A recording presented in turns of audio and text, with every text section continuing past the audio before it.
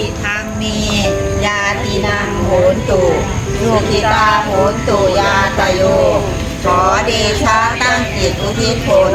บุญกุศลแผ่ไปให้ไพศาลถึงบิดามารดาครูอาจารย์มีโบราณญาติมิตรสนิทชนคนเคยร่วมเคยรักสมัครใครขอจงได้ในกุศลผลของฉันทั้งเจ้ากรรมนายเวรและเทวันขอทุกท่านได้กุศลผลดีเถิ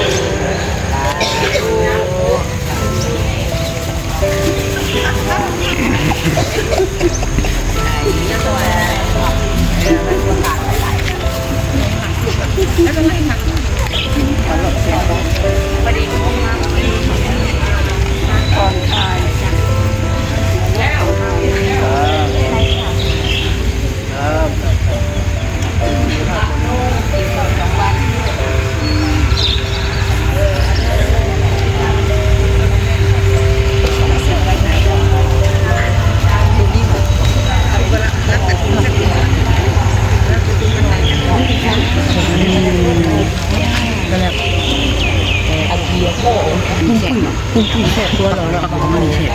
มันแสบคือมันคือญี่ปุ่นเดี๋ยวจะมาเนี่ยมันเล่น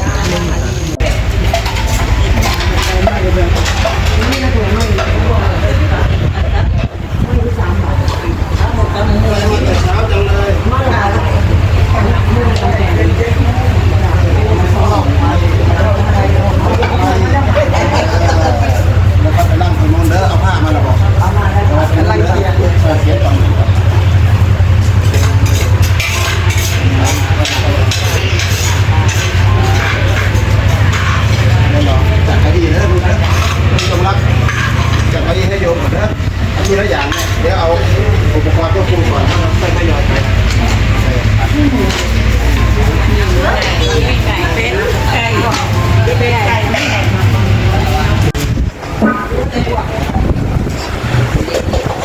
เจริญสุขเจริญพรนะครับทางพระทุกคนทั้งหลาย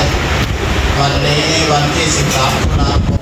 2568 ครอบครัวหลวงพี่ใหม่จากเพชรบุรีถวายน้ำดื่มถวายเครื่องดื่ม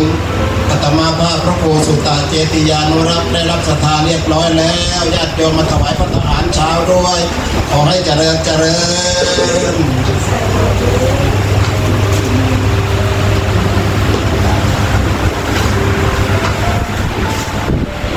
แล้วเราที่แข็งแรงได้เลยครับบุญหล่นทับบุญหล่นทับวันที่11 ตุลาคมญาติโยมมา70 คนมาทำบุญห่มผ้าพระธาตุพระนมถวายทุนการศึกษาสามเณรได้รูปละ300ช่วงเย็นเวลา 19 นาฬิกาพระครูรับนิมนต์ที่ลานศรีสัตตนาคราชอีกรอบหนึ่งโยมถวายให้พระครูใช้ส่วนตัวว่างั้นนะอาตมาก็เลยว่าชีวิตอาตมาไม่มีส่วนตัวนิดหน่อยก็เป็นส่วนรวมแล้ว 12,000 บาทอันนี้จำนวนเงินก่อนนะจำนวนจ่ายที่นี่จำนวนจ่ายซื้อถุงดำ5 กระสอบละ 1,350 บาทถุงดำ5 กระสอบละ 1,350 บาทเป็นเงินเท่าไหร่นะซื้อผงซักฟอกอีก 1,500 บาทเป็นเท่าไหร่แล้วซื้อน้ำยาถูพื้นอีก5 แกลลอนละ 200 บาทเป็นเงินรวมทั้งหมดรายการพระครูเหลือเงินเท่าไหร่จาก 12,000 บาทเหลือเท่าไหร่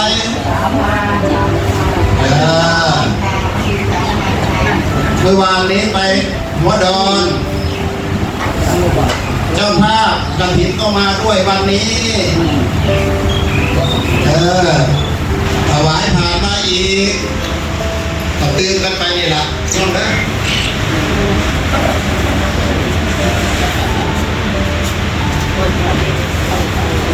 อธิ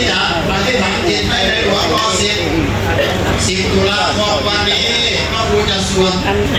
พุทธมนต์ตั้งใจสามเณรตั้งใจอธิษฐานให้ท่านประนมมือสามเณรเนี่ยมานั่งรอเลยพระครูจะสวดให้ท่านก่อนนะโมตัสสะภะคะวะโตอะระหะโตสัมมาสัมพุทธัสสะนะโมตัสสะภะคะวะโตอะระหะโตสัมมาสัมพุทธัสสะนะโมตัสสะภะคะวะโตอะระหะโตสัมมาสัมพุทธัสสะพุทธังสรณังคัจฉามิธัมมังสรณังคัจฉามิสังฆังสรณังคัจฉามิทุติยัมปิพุทธังสรณังคัจฉามิทุติยัมปิธัมมังสรณังคัจฉามิทุติยัมปิสังฆังสรณังคัจฉามิตติยัมปิพุทธังสรณังคัจฉามิตติยัมปิธัมมังสรณังคัจฉามิตติยัมปิสังฆังสรณังคัจฉามิยะถาปิเสลาวิปุลานาภังอหิบัพพตาสมันตาอนุปริยโยมนิโพเตนาจตุติสาเอวังสกาจวัจจุจติวัตติปานิโนอติเจพระมเนเวเสสุเทกันดารุปุเสนกิจเจปริวัชเชติสัพพเมวะปิมัตติตัตตังหตินังภูมิระดัตังนันปฏิญาณจาปิมัตโยเตนะสัพพะเชตุงานินวัตตสมัยวันนิโตโพโสสัพพะสัพพะมัตโนภูเตธรรมเมจะสังเกตติโรสังนิเวสเยโยธรรมจารีกายเยนวาจายุนเตตสัยเทวนังปัสสัมสติเวทสังเกปโมทติเตยัสสะธาตตะปเตอจนาสุปฏิติตาสิลัญญสกลยานังอริยกันตัมปสัมจิตังสังเกปสะโต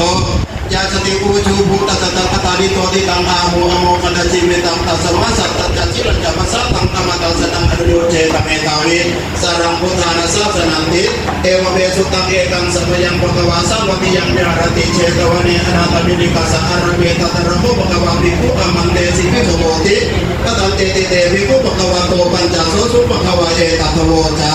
อุปาทวาภิกขเวตถาคตานังอนุปาทวาตถาคตานังทิตาวะสัทธตุธรรมติตตาธรรมนิวตาสัพเพสังขารานิจจติตังตถาคตอภิสัมพุจติอภิสเมติอภิสัมพุจิตวะอภิสเมตวะอาจิกติเทเสติปัญญาเปติปัฏฐาเปติวิปรติวิภัจติมุตานิกโรติสัพเพสังขารานิจจติอุปาทวาภิกขเวตถาคตานังอนุปาทวะตถาคตังทิตาวะสัทธตุธรรมติตตาธรรมนิวตาสัพเพสังขาราทุกขาติตังตถาคตอภิสัมพุจติอภิสเมติอภิสัมพุจิตวะอภิสเมตวะอาจิกติเทเสติปัญญาเปติปัฏฐาเปติวิปรติวิภัจติมุตานิกโรติสัพเพสังขาราทุกขาติอุปาทวาภิกขเวตถาคตานังอนุปาทวะตถาคตานังทิตาวะสัทธตุธรรมติตตาธรรมนิวตาสัพเพธรรมรตติตัมตถาคตอภิสัมพุจติอภิสเมติอภิสัมพุจิตวะอภิสเมตวะอาจิกติเทเสติปัญญาเปติปัฏฐาเปติวิปรติวิภัจติมุตานิกโรติสัพเพธรรมอนัตติอินทโมจโภอัตมนาปัจจปฏิยภิกขุภควโตอาจิตังอภินันตุนติสัพเพสังขาราอนิจจติยตาปัญญายปัสสติอัตตานิปิติติโลเกเอสัมภโพวิสุทธิยาสัพเพสังขาราทุกขติยตาปัญญายปัสสติอัตตานิปิติติโลเกเอสัมภโพวิสุทธิยาสัพเพธรรมอนัตติยตาปัญญายปัสสติอัตตานิปิติติโลเกเอสัมภโพวิสุทธิยาอภกาเตมนุเสสุเดียชนะประธามิโนอัตตายังมิตราปจาทิระเมวานุธามติเยจะโพสัมปตะคัตเตธรรมเมธรรมานุปติโนเตชนะปรเมสัตติปัจจุเตยังสุตุตระสนัตตมังวิปัสสยสุตังภาเวทาปนิโตโอกาอโนกมังกัมวิเวเกยะทุมตตระพิรติวิจหิตวากาเมนะกิเจโนปรยุตตะยังอาตานังจิตตะเกเรสยปนิโตเยสัมสัพโพธิยังเกสุสัมมาจิตังสุภาวิตังอาตานาปฏิเดสเกอนุปาตายยิรตากิรสวาจุติมันโตเตโรเกปรินิพุตตาเตอวิชชาปัจจยาสังขารปัจจยาวิญญาณังวิญญาณปัจจยานามรูปังนามรูปปัจจยาสลายตนังสลายตนะปัจจยาภัสโสปัสสะปัจจยาเวทนาปัจจยาตัณหาปัจจยาอุปาทานังปัจจยาภวปัจจยาชาติปัจจยาชรามรโสกัปริตวทุกขโตมรสุปายาสัสสะภวันติเอวเมตัสสะเกวรสตุกขัตตัสสะสมุทโยโหติอวิชชายตเมวะอเสสพิรัตนิโรธาสังขารนิโรธสังขารนิโรธาวิญญาณนิโรธวิญญาณนิโรธานามรูปนิโรธนามรูปนิโรธาสรายตนะนิโรธสรายตนะนิโรธปัสสะนิโรธปัสสะนิโรธาเวทนานิโรธเวทนานิโรธาตัณหานิโรธตัณหานิโรธาอุปาทานานิโรธอุปาทานานิโรธภวนิโรธภวนิโรธชาตินิโรธชาตินิโรธาจารมันโสกปริตวทุกขโตมนสุปายาสานิโรธาติเอวเมตัสสะเกวรสตุกัตตัสสะนิโรธโหติยะถาเวปะตุภวันติธรรมาอาตาปิโนชัยโตพระมนัสสะอาตาสัพพันธาวปยันติสัพพายโตปชานาติสเหตุธรรมังยะถาเวปะตุภวันติธรรมาอาตา ปิโนจายโตประมาณสหัตสังฆังหาอุปยันติสัพพายโตขยัมปัญญาณเวทียะตาหเวปะตุภวันติธรรมะตาปิโนจายโตประมาณสัพพิตุพยัมติอติวาราเสดังสุโรวะโอภาสยาวันตริขันติอติตังนานาวะขบยันอปติกังกิอนาคตังยาตาติตังปะหินันตังอัปปะตัญจหนาคตังปัจจุบันนันจะโยตัมมังตถาตถาวิปัสสติอสังเวรังอสังปุปังตังวิตังระโปรหะเยอเจวกิตมัตตังปังโพจันยามรณังสุเวไตโนสัพพรันเตนะมหาเสนนะมัจจุนาเอวังมิเรมาตาปิโหรันตมัตติตังตังเมปะเตกรันโตติสันโตอจิคเตมุนีนิมนต์สวดถวายพรพระพร้อมกันนะครับอิติปิโสภะคะวาอะระหังสัมมาสัมพุทโธอเวชชาจารณะสัมปันโนอนุตตรปุริสธัมมัสสะรติสัตตาเทวมนุสสานังพุทโธภควาติสวากขาโตภควตาธัมโมสันติติโกอะคะอิโกเอหิปัสสิโกโกปนายิโกปัจจตะเวทิตาโพวินโยเยติสุปฏิปันโนภควโตสาวกสังโฆโตจุปฏิปันโนภควโตสาวกสังโฆยายปฏิปันโนภควโตสาวกสังโฆสาเวติปฏิปันโนภควโตสาวกสังโฆยาติตังจัตตาริปุริสายุคาริยะนาปุริสาภุคลาเอสะภควโตสาวกสังโฆอาหุนายโยปาหุนายโยตากินายโยอัญจลิกนานิโยอนุตตรังปุญญเกตังโลกัสสาเอมาหุสหาสมปิเนเมตตาสาวตันตังเมเมตตังโรติตาโกรัสเสนามานังทานาติตังภเวตินาจิตวามุนินโตตันเตจัสสะภวตุเตจยมังพลานิมาราติเรกมะปิโยอิตัสสะวราติโกรัมปนาลวะมังคัมมะตตยาตังกันเตสุรันตวิตินาจิตวามุนินโตตันเตจัสสะภวตุเตจยมังพลานินาลากิริขัจวรังอติมาจโพตังตาวากิจากรรมสเนวสุตาโรนันตังเมตังโพเสกเวตินาจิตวามุนินโตตันเตจัสสะภวตุเตจยมังพลานิโอเกตกะกรรมติหะอสุตาโรนันตังภาวันเตโยชนะปตังปุริมาตวันตังเยเตเปสังกตมโนจิตวามุนินโตตันเตจัสสะภวตุเตจยมังพลานิตาภวานังอาตมุตรังอิวตังติติยะเกจายะโตตวัจนังกายกายมัจเจสะเอนะโสมเวทินาจิตวามุนินโตตันเตจัสสะภวตุเตจยมังพลานิสัจจังเมหายมติสัจจกวาตเตตุงวาตติโรปิตมนังอติยตโพตังปัญญาปฏิปัจจาริโตจิตวะมุนินโตตันเตจัสสะภวตุเตจยมังพลานินันโตปนันตปุจกังเมโกตังมะเยเตนโกเตนะเตระปุจเกนะธรรมะปยันโตเอโตปะเตสเวตินาจิตวะมุนินโตตันเตจัสสะภวตุเตจยมังพลานิโกกาหะเตติปุจเกนะสุตตะหังตังพระมังมิโสติสุติเมติภคาปิตานังญาณาคเตนะเวตินาจิตวะมุนินโตตันเตจัสสะภวตุเตจยมังพลานิเกตาปิปุตตจยมังพลาตาภาตโยวาจโนตินาติเนสารเตอะตันเตหิตวานะเนกวิวิตานิจุปะตวานิโมขังสุขังอติกัมปยานโรสัพพัญโยมหาการุณิโกนาโตหิตายาสัพพะนินังโกเรตวาภาปะโตสัมโพธิโมตมังเยเตนะสัจจวาเจนะโหตุเต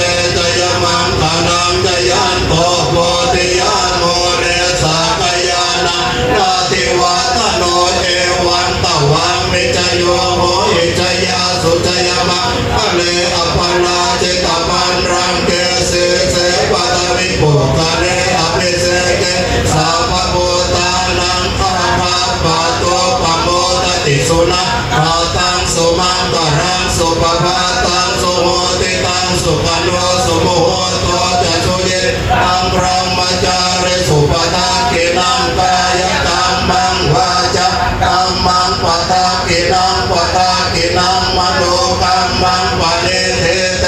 ปทากินาปทากินานิกัตตวะนรวัตเตปทากิเนอายัญจะโพธากินาตินาสังฆเมสุปฏิติตาติภราตังหิตายาสถานโสอุปกาปฏิโสยาติธรรมโมจายังนิทาจิตโตเปตานะโพจาจักตาปุรานาปนัญจะเพโกนามโนปเตนะโตเมหิปุญญังปัสสุตะอนัปปกันเตปวัตุสัพพมังคลังราคันตุสัพพเทวตาสัพพพุทธานุภาเวนัสตาโสติภวันตุเตภวตุสัพพมังคลังราคันตุสัพพเทวตาสัพพธัมมานุภาเวนัสตาโสติภวันตุเตภวตุสัพพมังคลังราคันตุสัพพเทวตาสัพพสังฆานุภาเวนัสตาโสติภวันตุเตญาติโยมร่วมห่มผ้ากับคณะนะกล่าวคำบูชาพระรัตนตรัยพร้อมกันเลยเชิญจ้าแกพามาประเคนให้หน่อยทางไปเข้าห้องน้ำเลยสีส้มเลย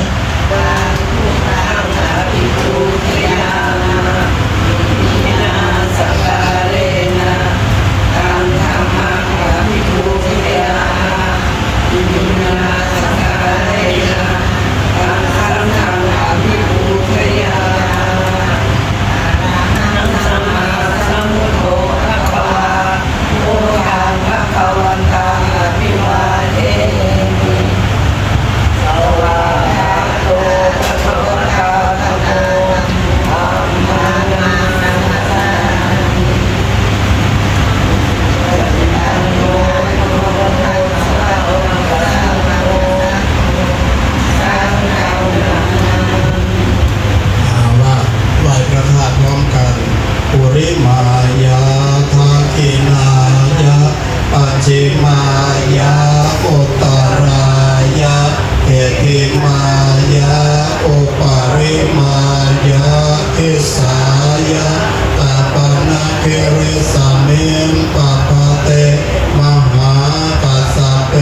นะทาปิตังพุทธปุระทาทาตุงเสราสานะมาเมสุวรรณราชตังรัตนังปณิตังพุทธปุระทาเจติยังอาหังวันทาวิสัพพะทาวันตามนะข้าแต่สิ่งศักดิ์สิทธิ์ทั้งหลายเทวบุตรเทวดาที่พิทักษ์รักษาเจดีย์พระธาตุพนมเจ้าเรือนสามพระองค์เจ้าราชครูหลวงโพนสเมธบุรพาจารย์วัดพระธาตุพนมพระพรหมเจ้าที่เจ้าแม่ธรณีพญาสตานาคาพญานาคทั้งเจ็ดที่ดูแลรักษาปกปักรักษาเจดีย์พระธาตุพนมพญามุจลินที่ดูแลรักษาสาพังทองสาโบราณวัดพระธาตุพนมพระภูมิเจ้าที่เจ้าแม่ธรณีที่ดูแลรักษาอาณาบริเวณคณะบุญญาเขตสามัคคีและสิ่งศักดิ์สิทธิ์ทั้งหลายจงรับรู้รับทราบวันนี้วันจันทร์ที่13ตุลาคม2568ข้าพเจ้าทั้งหลายบอกชื่อใครชื่อมันละจ้า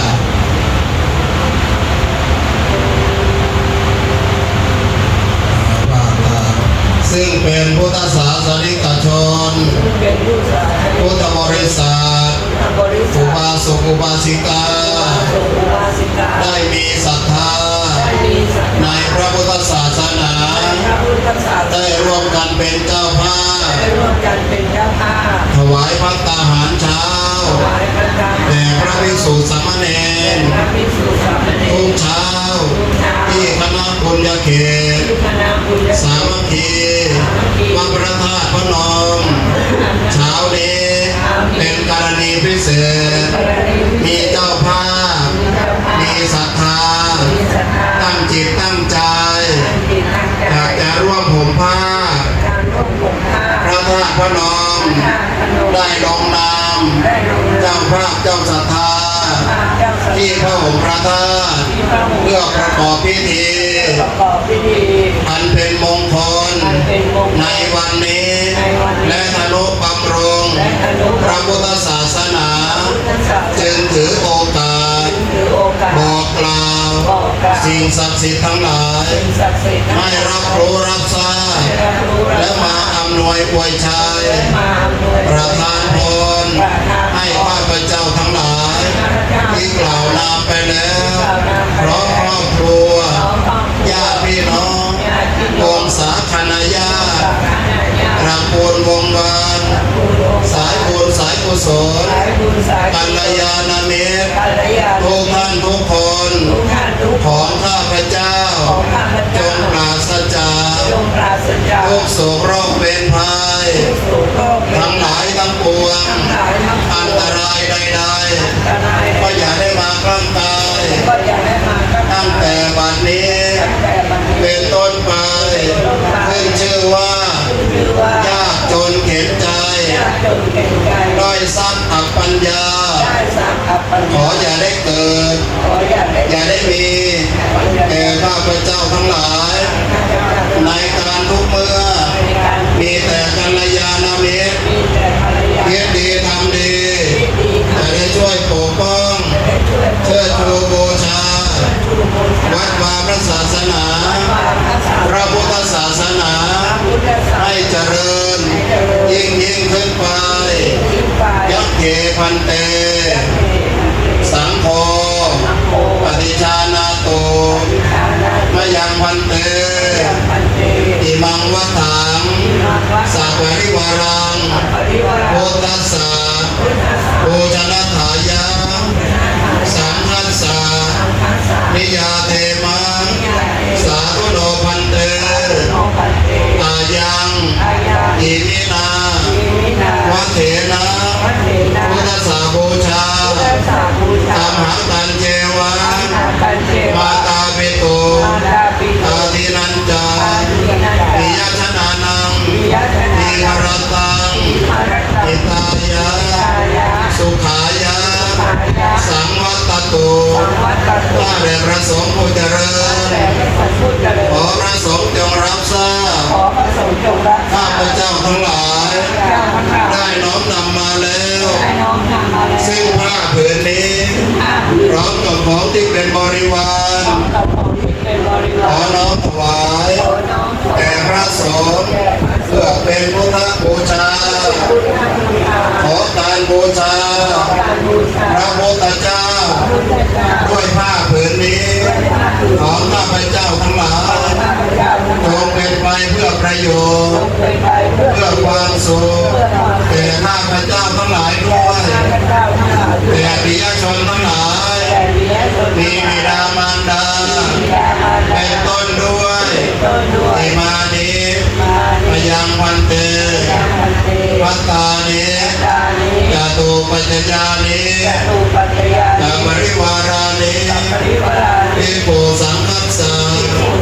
โอโนชยามะสาธุโนพันเตภิกขุสังโฆอิมานิวัตตานิจตุปัจจยานิสัพปริวารานิปฏิคันหาโตอัมหาตังมีคารตังอิตายะสุขายะพันเตข้าแต่พระสงฆ์ผู้เจริญข้าพระเจ้าทั้งหลายที่ได้กล่าวนามไปแล้วพร้อมครอบครัว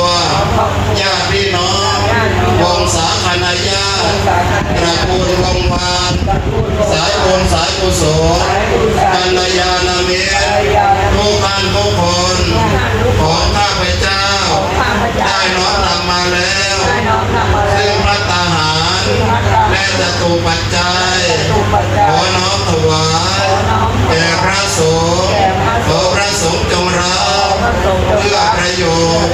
และความสุขความเจริญแด่ข้าพเจ้าทั้งหลายข้าพเจ้าทั้งหลายขออุทิศส่วนบุญส่วนกุศลที่ได้กระทำในวันนี้ไปถึงผู้มีพระคุณทั้งหลายปิยชนทั้งหลายบรรพบุรุษของข้าพเจ้าที่ล่วงลับไปแล้วมีมารดาบิดาปู่ย่าตายายครูอุปัชฌาย์อาจารย์ญาติสนิทมิตรสหายเพื่อนพ้องบริวารตลอดถึงเจ้ากรรมนายเวรและสรรพสัตว์ทั้งหลายเพื่อนร่วมเกิดแก่เจ็บตายให้มีส่วนมารับอนุโมทนาในคราวครั้งนี้หากตกทุกข์ได้ยากลำบากเจ็บใจก็ขอให้พ้นจากทุกข์ถ้ามีความสุขแล้วขอให้มีความสุขยิ่งขึ้นไปและอำนวยไว้ใจไปยังข้าพเจ้าทั้งหลายจงหายทุกข์หายโศก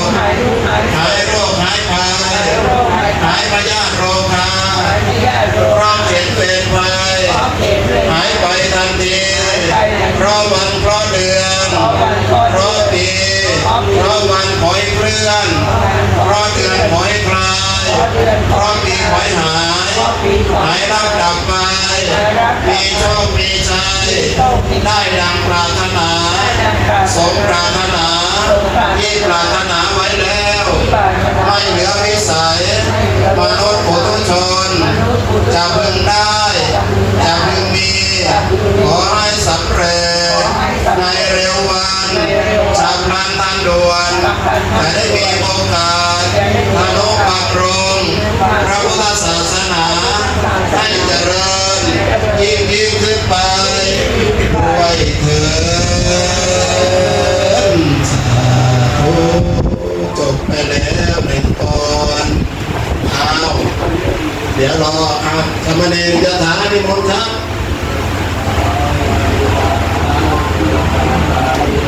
ปวดน้ำเลยนะเอาน้ำใจเลยกินกาแฟ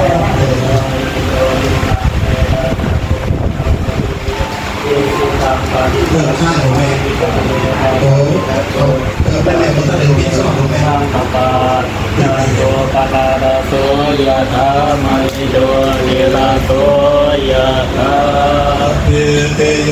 วิวัจจันตุสัพพะโรโควินาศตุมาเตภวัตวันตรายโยสุขิเตตายุโกภวะอภิวาทนาสิริสเนจังโมทะปัจจายิโนจัตตารโอธัมมังวาตันติอายุวันโนสุขังภาลังอิเมนะบุญญากรรมเมนะโอปัจจายบุญนุตตารา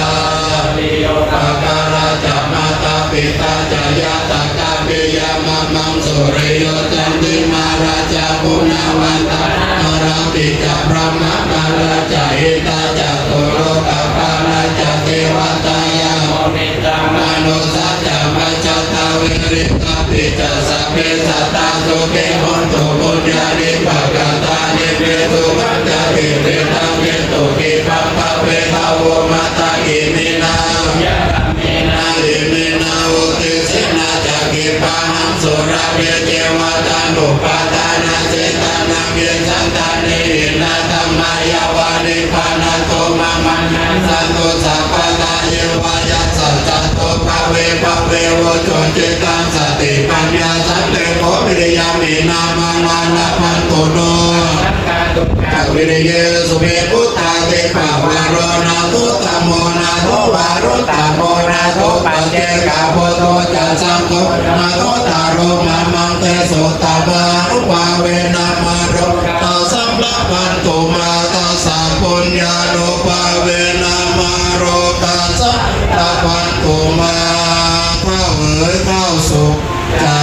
กินทุกบ้านทุกฐานดินกว่าจะมาเป็นข้าวให้เรากินชาวนาสิ้นกำลังเกือบทั้งปีต้องทนแดดทนฝนทนลมหนาวจึงได้ข้าวจากนามาถึงนี้ควรกินข้าวควรกินดูให้ดีชาวนามีคุณต่อเราไม่เบาเลยข้าวทุกจานอาหารทุกอย่างอย่าฉันทิ้งว่าเป็นของมีค่าคนจนคนยากมีมากนักหนาสงสารชาวนาหน้าตาดำๆสงสารบรรดาเด็กตาดำๆขอบคุณแม่ครัวช่วยพากันทำข้าพเจ้าจะฉันพัฒหารมื้อนี้ไม่เพื่อเล่นไม่เพื่อมัวเมาไม่เพื่อประดับไม่เพื่อตกแต่งแต่ฉันเพื่อยังอัตภาพนี้ให้เป็นไปและปฏิบัติธรรมคุณจะแหล่มาหน่อยเป็นคนจะแหล่ลูกคุณจะแหล่มาแบ่งกระสอบมาผิดเด้อ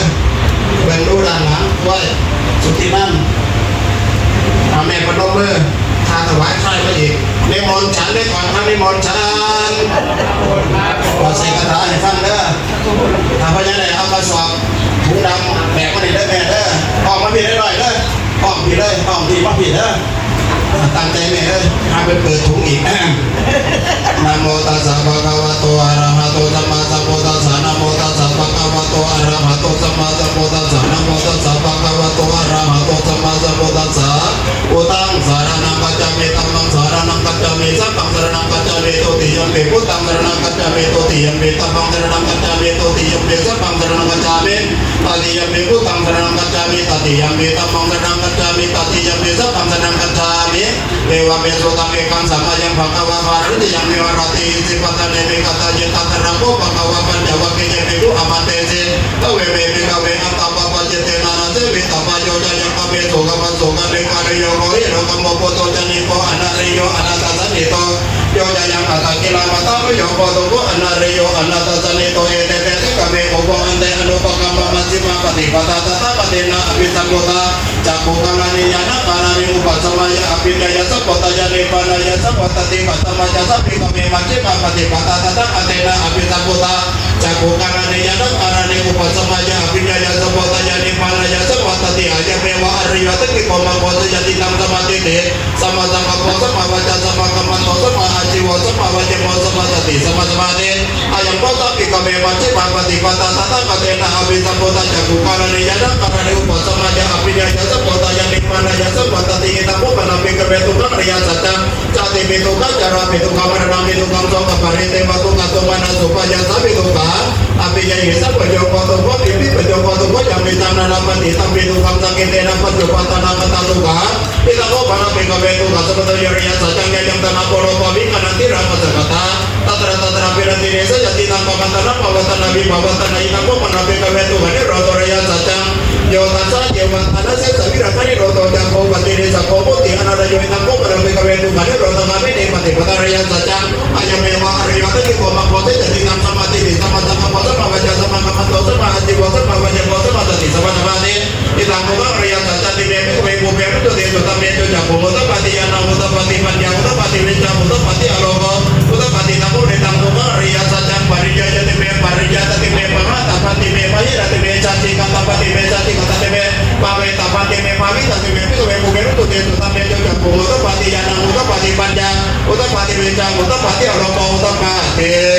ยาวะกิวันตะเมภิกเวอิเมสุจโตสุริยสัจเจสุเอวติปริวัตังภวตัสสะปะรังยะตาโพตังยะระตะสะนังนะสุวิโตตังโหติเทวตาวะภิกเวสัตเทวะกิโรเกสัมปะรังเกสัมปะรังเกสัมปะริยปัญญายะสัตเทวะปรุตยะปรุตรังสัมมาสัมปติมิสัตโตปัญญาญาติญาโตโยโกเมภิกเวอิเมสุจโตสุริยสัจเจสุเอวติปริวัตังภวตัสสะปะรังยะตาโพตังยะระตะสะนังสุวิโตตังโหติอะตาภิกเวสัตเทวะกิโรเกสัมปะรังเกสัมปะรังเกสัมปะริยปัญญายะสัตเทวะปรุตยะปรุตรังสัมมาสัมปติมิสัตโตปัญญาญาติญาโตปะเมตัสสะนังอุตตปะติอะโมปะเมวิโภติAdipati Mahasati Nasi Tani Puna Bhavati Hita Bhavati Antamana Panjavati Yang Biku Bhagavato Pasitam Abhiratum Imasanik Japana Wadi Pratim Panjamani Supato Panaya Sabirajam Vita Paranta มาจากภูมิปาติยังกิจิตุยาตมันสัพพะตังนิโรธตาปฏิภวติเตจะปะกวาตาตมะจากเกปุมาเทวาสัตตะปโรสังเอตปะกวาตาปะจิยังกิสิปัตตานิเมตานิตตะมะจากกังภวติตังอปฏิวัติยังสัมมะเนวะพระมะเนวะเตเวนะวะมาเนวะพระมุนาวะเกนะจิวาโรกัสมิ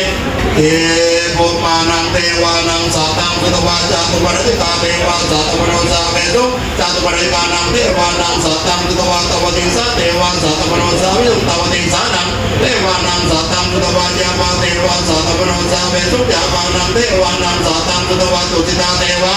สัตตะปโรสาเวตุตุติตานังเทวานังสัตตังพุทธวาเนมารตติเทวาสัตตะปโรสาเวตุเนมารตตินังเทวานังสัตตังพุทธวาปริณิตวสวัตติเทวาสัตตะปโรสาเวตุปริณิตวสวัตตินังเทวานังสัตตังพุทธวาพระมกัจจิกาเทวา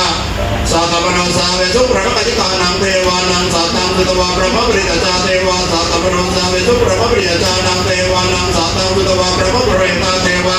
สัตตะปโรสาเวตุพระมปริตานังเทวานังสัตตังพุทธวามหาพระมาเทวาสัตตะปโรสาเวตุมหาพระมานังเทวานังสัตตังพุทธวาปริตาภาเทวาสัตตะปโรสาเวตุปริตาภานังเทวานังสัตตังพุทธวาอัปมานาภาเทวา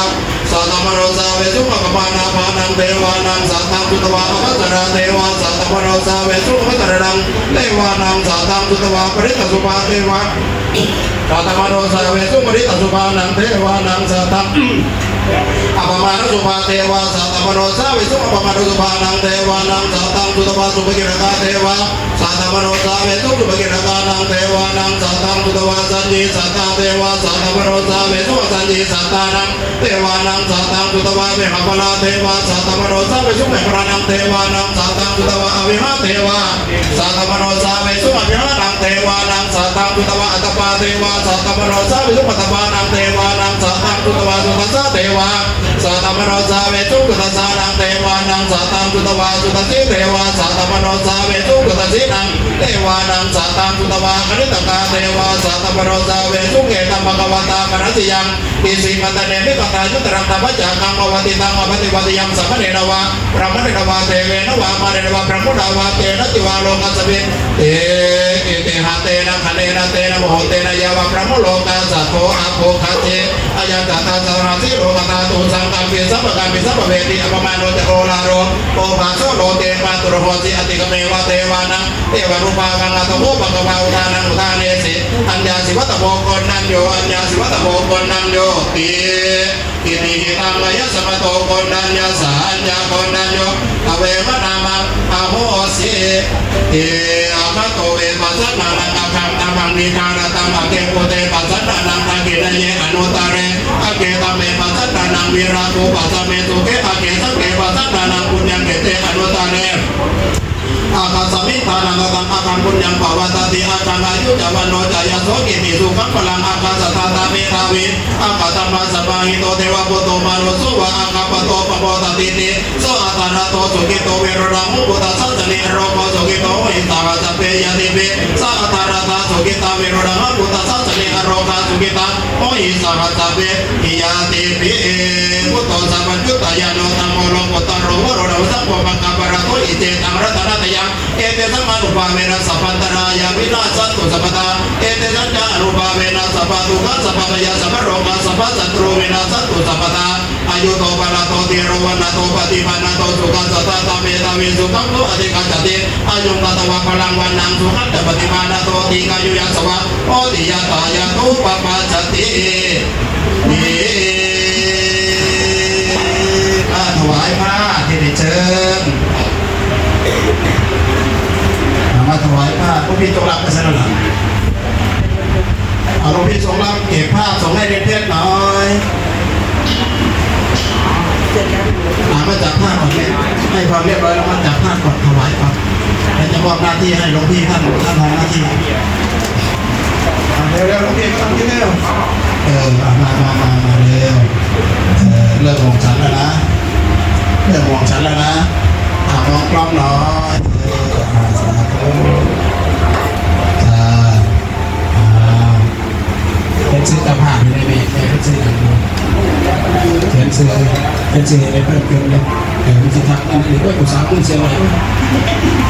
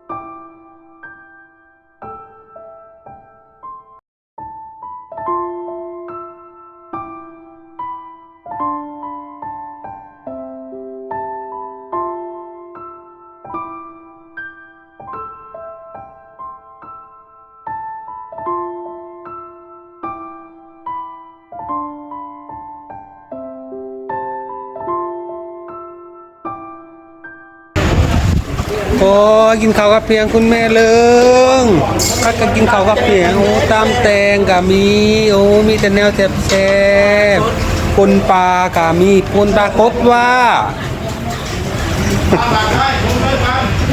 ทางนี้กินข้าวกับเพียงครับโอ้ยอยากกินน้ำเดโอ้ยมาเด้อครับกินข้าวครับข้าวน้ำกันเด้อ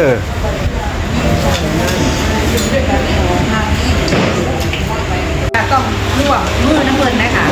แม่นบอกครูแก้วเจ้าคือบ่ไปกินข้าว จากสีสันดู โอ้มาเด้อครับกินข้าวน้ำกันครับ